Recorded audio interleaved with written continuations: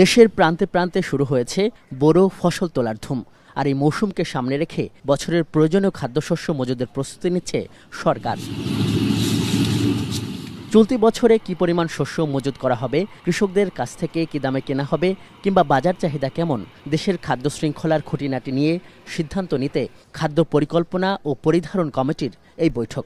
খাদ্যমন্ত্রীর নেতৃত্বে এই সভার অতিথি কৃষি, বাণিজ্য, দুর্যোগ ব্যবস্থাপনা সহ সংশ্লিষ্ট মন্ত্রণালয়ের মন্ত্রী, প্রতিমন্ত্রী ও সচিবরা। অলরেডি শুরু হয়েছে, আপনারা মিলে একটু খোঁজ দেন। বৈঠক শেষ করে খাদ্যমন্ত্রী জানান, এবছরে ধান, চাল ও গম সব মিলিয়ে 17.5 লাখ টন খাদ্যশস্য মজুদের পরিকল্পনা নিয়েছে সরকার, যে লক্ষ্যে আগামী মাসের 7 তারিখ থেকে সরকারিভাবে কৃষকদের কাছ থেকে সংগ্রহ শুরু হবে, চলবে 31 আগস্ট পর্যন্ত। 7 তারিখ থেকে ধান কেনা শুরু করব।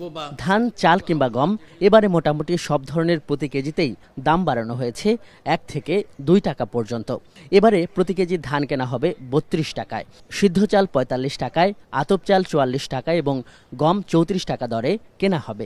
হাওড়ে বেশি ধান কেনার জন্য আমরা সিদ্ধান্ত হয়েছে আমরা 7 তারিখ থেকেই, আগামী 7 তারিখ থেকে হাওড়ে আমরা প্রকিউরমেন্ট শুরু করব এবং আশা করি যে আমরা সফলতার সাথে এটা করতে পারবো এবং আপনাদের সবার সহযোগিতা কামনা করছি। এই সংবাদ সম্মেলনে জানানো হয়, দেশে এখন মজুদ খাদ্যের পরিমাণ প্রায় 12 লাখ টন।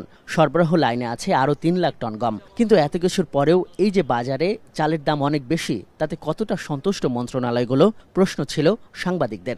আমি তো মনে করি যে সহনীয় আছে। আপনার সারা বিশ্বের চাউলের বাজার একটু রেকি করেন, তাহলে আমার মনে হয় আপনাদের ভুল ভেঙে যাবে বলে আমার দৃঢ় বিশ্বাস।